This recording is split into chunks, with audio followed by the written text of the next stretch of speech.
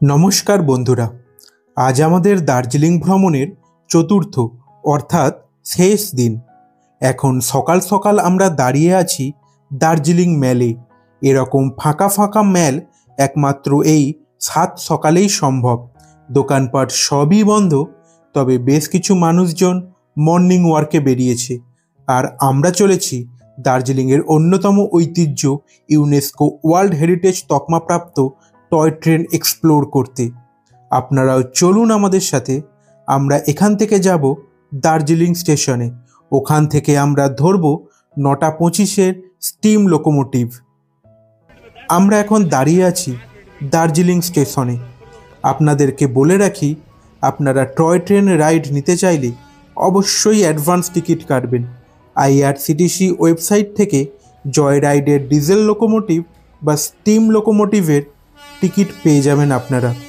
ডিজেলের ক্ষেত্রে 1000 টাকা এবং স্টিম ইঞ্জিনের ক্ষেত্রে 1500 টাকার টিকিট মূল্য। সিজনে আসলে বা অফ সিজনেই আসলে টিকিট অ্যাডভান্স কেটে আসাটাই ভালো। আমরা কেটেছিলাম স্টিম ইঞ্জিন ভিস্টাডোম কোচের 2টো টিকিট।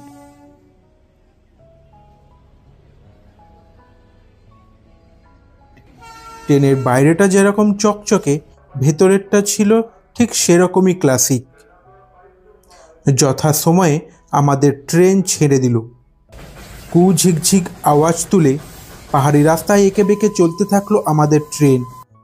চলে এলো আমাদের প্রথম স্টপেজ বাতাসিয়া লুপ। ট্রেন এখানে দাঁড়ায় 15 মিনিট। কাঞ্চনজঙ্ঘা এবং অন্যান্য হিমালয়ান চূড়ার দর্শনীয় দৃশ্যের জন্য এই বাতাসিয়া লুপ বিখ্যাত।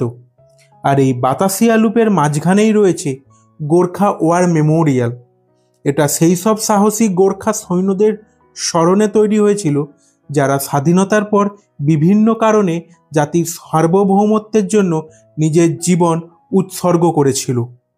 আপনি চাইলে এখানে হেঁটে ঘুরে দেখতে পারেন। ফটোগ্রাফির জন্য আদর্শ স্পট এটা। আর এই বাতাসিয়া লুপ থেকে ট্রেনটি সার্কেলওয়েতে ঘুরতে ঘুরতে 1000 ফুট উচ্চতায় ওপরে ওঠে। টেকনিক্যাল ভাষায় এটাকে জি রিভার্স লুপ বলে, কারণ ট্রেনটি সামনের দিকে এগোনোর সময় খানিকটা পিছিয়ে আবার সামনের দিকে এগিয়ে যায়। এখানে 15 মিনিট কাটানোর পর ট্রেন এগিয়ে চলল আমাদের যাত্রার শেষ গন্তব্য ঘুম স্টেশনে।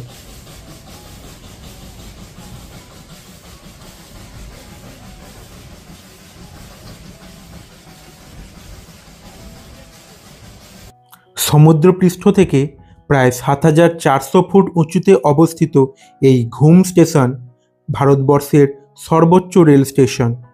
ছোট্ট স্টেশন, তবু তার প্রতিটা ইঁটেই লেগে আছে ব্রিটিশ আমলের ছোঁয়া। আর এই ঘুম স্টেশনের ঠিক পাশেই আছে এক অসাধারণ জায়গা, ঘুম রেলওয়ে মিউজিয়াম।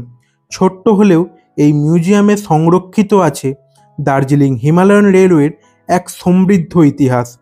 ভেতরে ঢুকলেই আপনার চোখে পড়বে পুরনো দিনের টিকিট কাউন্টার, ব্রিটিশ আমলে ব্যবহৃত কিছু আসবাবপত্র আর ছবি, যা দার্জিলিংকে ট্রেনে সংযুক্ত করার সেই প্রথম দিনগুলোর কথা আপনাকে মনে করিয়ে দেবে। মিউজিয়ামের ভেতরে সবচেয়ে আকর্ষণীয় অংশগুলোর মধ্যে একটা হলো বেবি শিবক নামের একটা ছোট্ট স্টিম ইঞ্জিন। একসময় দার্জিলিং পাহাড়ি পথে গরিমা নিয়ে চলা এই ইঞ্জিনটি এখন নিঃশব্দে দাঁড়িয়ে রয়েছে, সাক্ষ্য দিচ্ছে অতীতের প্রযুক্তির। পাশাপাশি দেখতে পাওয়া যায় পুরনো দিনের ট্রেনের কামরা, যার ভেতরে সাজানো আছে সেই দিনের ব্যবহৃত জিনিসপত্র, বিলাসবহুল ক্লাসের সিট, রুট ম্যাপ আর এমনকি পুরনো টাইম টেবিলও। মিউজিয়ামে থাকা ফটো গ্যালারিতে সংরক্ষিত আছে ডিএইচআরের নির্মাণের নানান ধাপ, কাজ করতে থাকা শ্রমিকদের দুর্লভ ছবি আর সেই সব সময়ের রেল লাইনের কাজের এক একটা অধ্যায়। আরও রয়েছে টয় ট্রেনের উন্নয়নের ইতিহাস, কিভাবে 1881 সালে মাত্র কয়েকটা রুট দিয়ে শুরু হয়ে ইউনেস্কো ওয়ার্ল্ড হেরিটেজ হিসাবে স্বীকৃতি পেয়েছে এই দার্জিলিং। এখানে এমনকি একটি ছোট্ট ভিডিও সেকশনও রয়েছে, যেখানে দার্জিলিং টয় ট্রেনের ওপর বানানো তথ্যচিত্র চালানো হয়। যারা রেলপ্রেমী, ইতিহাসে আগ্রহী বা দার্জিলিং ভালোবাসেন, তাদের জন্য এটা একেবারেই অমূল্য অভিজ্ঞতা।